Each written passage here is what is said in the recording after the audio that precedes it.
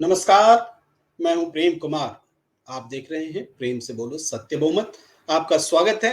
नफरत का mega shopping mall, mega shopping mall of hatred, ये टर्म टॉस हुआ है। ये टर्म टॉस हुआ है। बीजेपी अध्यक्ष जेपी नड्डा ने इसको टॉस किया है। बजाबता एक पूरी लिस्ट जारी की गई है कि कब से भारत के बंटवारे के समय से ही कैसे कांग्रेस नफरत को आगे बढ़ाती रही है। इसमें महात्मा गांधी की हत्या के बाद महाराष्ट्र में हुई हिंसा का जिक्र है कि कांग्रेस उस पर चुप रही। वहां से लेके 1984 के दंगे तक का जिक्र है कि कांग्रेस उसमें चुप रही। 1964 में वो साधु वाली घटना है जिसके बारे में बहुत तरह की खबरें आती हैं, कभी पुष्टि खबर हुई नहीं। उसका जिक्र है कि साधुओं की हत्या होती रही, इंदिरा गांधी की सरकार चुप रही। ये सारी चीजें, सारी घटनाओं का समावेश है। मैं इस बात में नहीं जाता कि उन घटनाओं में क्या सच्चाई है, कितनी सच्चाई है, क्योंकि हर एक घटना एक अलग डिबेट की मांग करती है।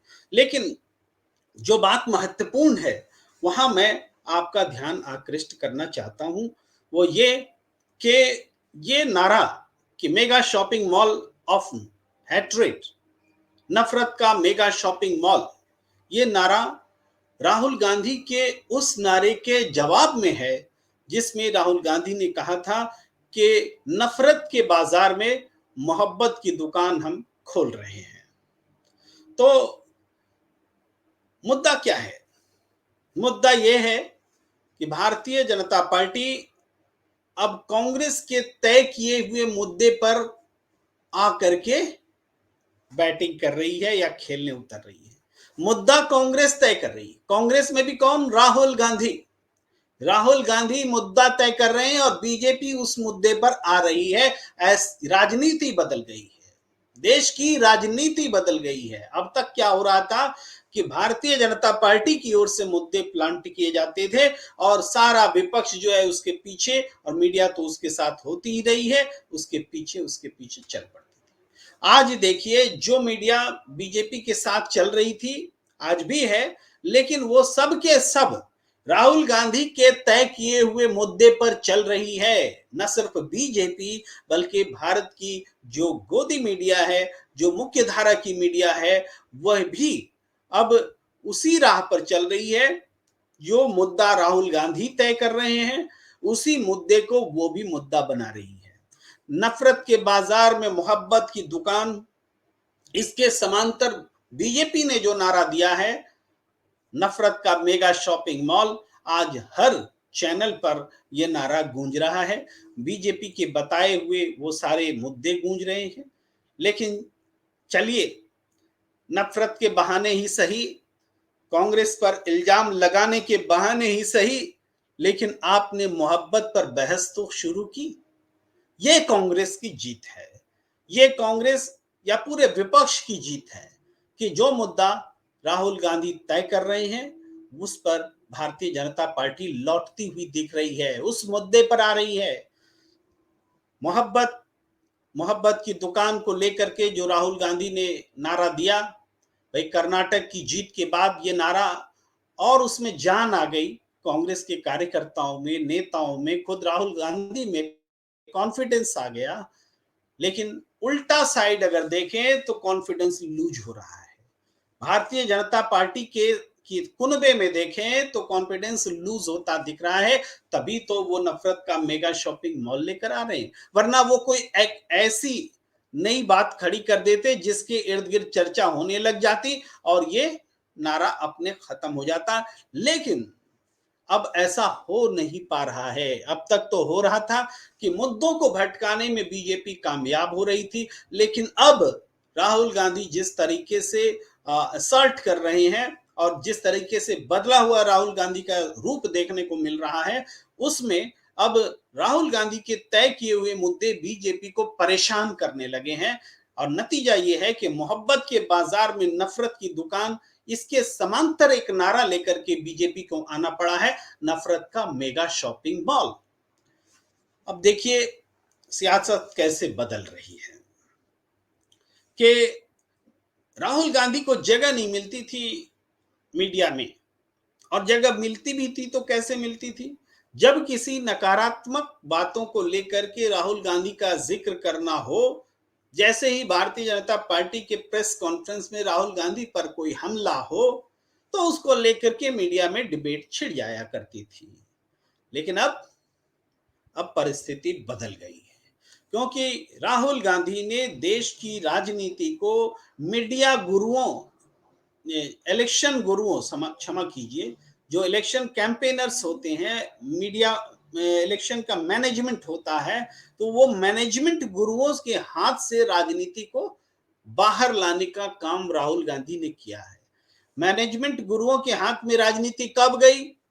2014 से ठीक पहले 12-13 में, और उससे भी थोड़ा पहले जब गुजरात में इसका प्रयोग हुआ था। नरेंद्र मोदी लेकर आए थे इलेक्शन मैनेजर्स को, इलेक्शन मैनेजर्स टीम को, और पूरे देश में यूनिफाइड ढंग से सोशल मीडिया का कैसे आक्रामक तरीके से इस्तेमाल हो, ये तरकीब उन्होंने आजमाई भी और उसको प्रतिष्ठित भी किया। दूसरी पार्टियों ने भी इसका नकल किया, लेकिन कांग्रेस ने इससे अलग हटते हुए, खास करके राहुल गांधी ने जब भारत जोड़ो यात्रा शुरू की, तो उन्होंने जनता से कनेक्ट करने का काम किया, और जनता से कनेक्ट होते हुए कांग्रेस को एक नई ऊर्जा, नई उम्मीद से जोड़ दिया। जिस तरीके से राहुल गांधी का जनता ने इस्तकबाल किया, जनता ने जितना स्वागत किया, ऐसा किसी ने सोचा नहीं था। किसी ने नहीं सोचा था कि हर दिन लाखों लोग राहुल गांधी के पीछे होंगे, और जब पूरी यात्रा खत्म होगी तो मिलियंस ऑफ पीपल, करोड़ों लोग राहुल गांधी की सभा में या उनके साथ दौड़ में शामिल हो चुके होंगे। ऐसा किसी ने नहीं सोचा था। कभी लोग सोचते थे कि अच्छा, केरल से इन्होंने शुरू किया, कर्नाटक से शुरू किया, तमिलनाडु से शुरू किया, तो इन इलाकों में पहले तो सोचा कि ये तो कम्युनिस्ट वाला राज्य है, अच्छा तमिलनाडु चलिए आगे आने दीजिए, दिखेगा। महाराष्ट्र में समर्थन नहीं मिलेगा, महाराष्ट्र में भी समर्थन मिला, कर्नाटक में नहीं मिलेगा, कर्नाटक में भी मिला, मध्य प्रदेश में भी सफल हुआ, इवन उत्तर प्रदेश को भी छूते हुए निकल गया, और राजस्थान में भी सफल हुआ, और कश्मीर तक में सफल हो गया, जहां पर कि कहा जाता था कि नहीं आतंकवादी है, वहां पर वो रैली करके दिखाई तो समझते हैं, लेकिन वहां भी रैली हुई। तो ये जो पूरी चीजें हुई, तो इसने पूरे देश की मानसिकता को कांग्रेस के लिए बदल दिया, और कांग्रेस के कार्यकर्ताओं में एक नई जान आ गई। अब नतीजा ये हुआ कि जो डायस्पोरा पीपल नरेंद्र मोदी जी का एकदम प्यारा मजमा हुआ करता था, वहां भी राहुल गांधी का मजमा सज गया, और वहां से जो उन्होंने बात कही, पूरी दुनिया में वो बातें सुनी गई, हिंदुस्तान में सुनी गई। तो इन सारी चीजों ने भारतीय जनता पार्टी को ऐसा बैकफुट पर फेंका है कि उनको अब राहुल गांधी के बताए हुए एजेंडे पर आना पड़ रहा है। मोहब्बत और नफरत की बात करनी पड़ रही है, और जब मोहब्बत और नफरत की बात होगी, तो आप पुराने लिस्ट चाहे जितने दिखाते और सुनाते रहिए, लेकिन देश देख रहा है कि आप ब्रजभूषण शरण सिंह के साथ खड़े हैं। ब्रजभूषण शरण सिंह के साथ किस तरीके से खिलाड़ियों को डिमोरलाइज किया जा रहा है, ये सब देश देख रहा है। जो किस तरीके से पुलिस ले जाती है खिलाड़ियों को ब्रजभूषण शरण सिंह के घर क्राइम सीन समझने के लिए, और मीडिया खबर दिखा रही होती है कि ये खिलाड़ी समझौता करने के लिए ब्रजभूषण शरण सिंह के घर गए। ये जो राम राम छी छी होता है ना, इससे भी खराब शब्द का इस्तेमाल ऐसी मीडिया के लिए करना चाहिए। जो आंदोलनरत महिला पहलवानों को जिनका साथ दिया जाना चाहिए, उनको बदनाम करने में दिन रात मीडिया लगी हुई है। और भारतीय जनता पार्टी को पता नहीं इनके कार्यकर्ताओं का जमीर कब जागेगा, आरएसएस का जमीर कब जागेगा, कि जब ये लोग ब्रजभूषण शरण सिंह के साथ खड़े हैं। खुलेआम जो हिस्ट्री शीटर है, क्रिमिनल है, एक नहीं 7 महिला पहलवानों के साथ, दसियों उदाहरण मौजूद हैं, एक्सपीरियंसेस मौजूद हैं, गवाही मौजूद हैं, सबके सब गलत हो गए। और एक ब्रजभूषण शरण सिंह सत्यवादी हरिश्चंद्र हैं, महात्मा गांधी है, जो उनके साथ भारतीय जनता पार्टी खड़ी है, पुलिस का फेवर मिल रहा है।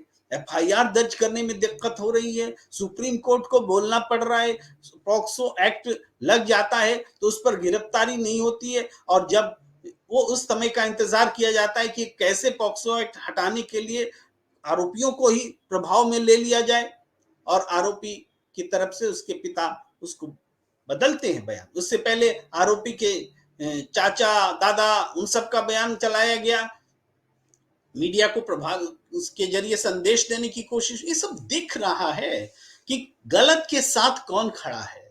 देखिए बिल्किस बानो की बच्ची, छोटी बच्ची, उसकी आंखों के सामने रेप, सामूहिक रेप और फिर हत्या पत्थर से कुचल के की गई और परिजनों को मार डाला गया। उस दर्दनाक जो किस्सा था सांप्रदायिक दंगे का, उसकी लड़ाई उसने, बिल्किस बानो ने लड़ी, इंसाफ की लड़ाई वो जीत गई। जो कातिल थे उसको जेल जाना पड़ा। लेकिन देखिए भारतीय जनता पार्टी की सहानुभूति ऐसे हत्यारों के लिए, बलात्कारियों के लिए, कि उनको पैरोल पर भी छोड़ते रहे, और जब एक समय आ गया तो इस आधार पर छोड़ दिया कि ये लोग अच्छे चरित्र वाले हैं, जेल में बहुत अच्छा चरित्र निभा रहे थे। अरे जो जिस जघन्य, जो रेयर ऑफ रेयरेस्ट केसेस, ऐसे में तो फांसी होती है, उसमें फांसी से वो बच गया तो क्या जेल से भी बाहर छोड़ दोगे? लेकिन बीजेपी ऐसा कर सकती है। बीजेपी हर गलत के साथ दिख रही है, हर गलत के साथ बीजेपी दिख रही। देश में कौन ऐसा गलत है जिसके साथ बीजेपी नहीं दिख रही है? और बीजेपी का एक हथियार, काम करने का तरीका है कि जो बात विपक्ष जिस बात को लेकर हमला करे, उसी बात से उस पर उल्टा हमला करो, इतना बड़ा माया जाल फैला दो कि उसकी सच्ची बात भी झूठ लगने लगे। ये, और बार बार झूठ झूठ झूठ बोलते रहो और वो सच महसूस होने लगता है। इसी स्ट्रैटेजी का इस्तेमाल जो है इस बार मोहब्बत के बाजार में, नफरत के बाजार में मोहब्बत की दुकान जो नारा है उसके समांतर एक नारा पेश किया गया है, नफरत का मेगा शॉपिंग मॉल।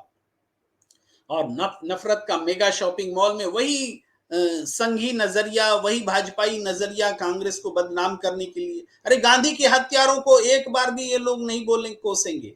गोडसे का महिमा मंडन करने वालों की तारीफ करेंगे, और बीजेपी के लोग आए दिन बयान देते रहे, कभी एमपी, कभी एमएलए, कभी नेता, कभी अभिनेता, सब बोलते रहते हैं कि महात्मा गांधी के हत्यारे नाथूराम गोडसे की जय, बोलते रहते हैं, जिंदाबाद बोलते रहते हैं, लेकिन उन पर कोई एक्शन नहीं होता। वो सही है, महात्मा गांधी के हत्यारों को आप देखिए, आप जाके ट्विटर पर देखिए, जो नाथूराम गोडसे जिंदाबाद करते हैं वो किनके फॉलोअर्स हैं ये, और इनको कौन फॉलो करता है? भाजपा के तमाम बड़े नेता ऐसे हेट फैलाने वाले, ऐसे देशद्रोही नाथूराम गोडसे वादियों को फॉलो भी करते हैं और उनसे फॉलो होते भी हैं।